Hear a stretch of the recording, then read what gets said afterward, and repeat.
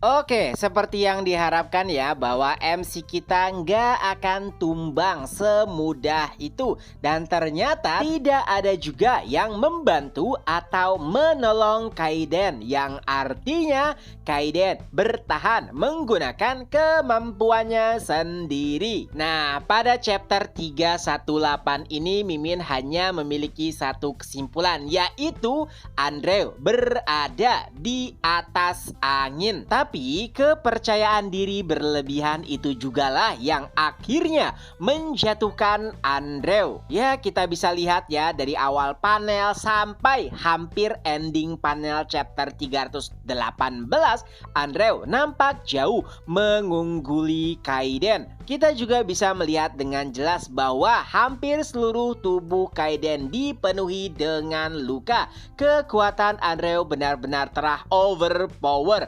melampaui kebanyakan top 10 yang pernah ditampilkan pada manhwa ini. Itu bahkan membuat Mioru gelisah. Kenapa? Setiap top 10 itu sebenarnya saling bersaing satu sama lain. Jadi walaupun saat ini mereka tengah bekerja sama, tapi tidak menutup kemungkinan bahwa di masa depan mereka akan menjadi musuh. Jadi kekuatan baru Andrew saat itu benar-benar bisa mengancam posisi top 10 lainnya, termasuk Mioru dan juga Greg. Tapi untungnya MC kita ini sangatlah cerdas. Ia menggunakan keuntungan Andrew untuk bisa menjadikan peluang bagi dirinya sendiri untuk bisa melakukan serangan balik. Ya, saat Kaiden meminta Andrew menyerangnya seperti sebelumnya, saat itu pula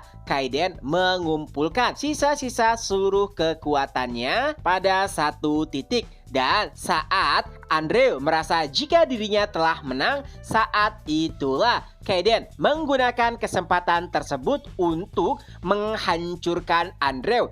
Ya, Kaiden menggunakan formula yang biasa digunakan oleh Jiwoo, yaitu dengan kecepatan super ia bisa menghancurkan bahkan pertahanan sempurna. Sudah banyak contohnya saat si Jiwoo melawan top 10 dari Akdun. Siapa tuh yang rambutnya merah? Mimin lupa, dia kan memiliki pertahanan kuat, tapi dengan kecepatan penuhnya pertahanan tersebut bisa dihancurkan. Begitu juga para elit di frame. Jiwoo berhasil menghancurkan seluruh pertahanan mereka hanya dengan satu gerakan cepat saja. Dan teknik tersebut diadopsi oleh Kaiden dan nampaknya berhasil. Dan saat tertangkap, bam! Kaiden pun langsung menyerangnya tanpa basa-basi.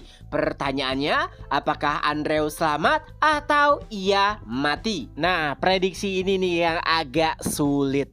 Karena biasanya selalu ada kejutan yang diberikan oleh autor. Tapi Mimin sih yakin 50% lebih si Andrew pasti mokat. Tentu saja ada beberapa alasan. Pertama, tepat setelah melemparkan serangan, pertahanan Andrew jadi melemah. Dan kekuatan Andrew juga mungkin telah terkuras karena serangan terakhir tersebut. Jadi serangan terakhir Kaiden ini bisa memberikan dampak signifikan kepada Andrew dan mungkin saja berujung kepada kematian. Nah, kalau misalkan si Andrew ini udah mokat, terus gimana dengan Greg ataupun Mioru? Tentunya melihat Kaiden yang sudah lelah, ini menjadi kesempatan bagi keduanya untuk menghabisi Kaiden.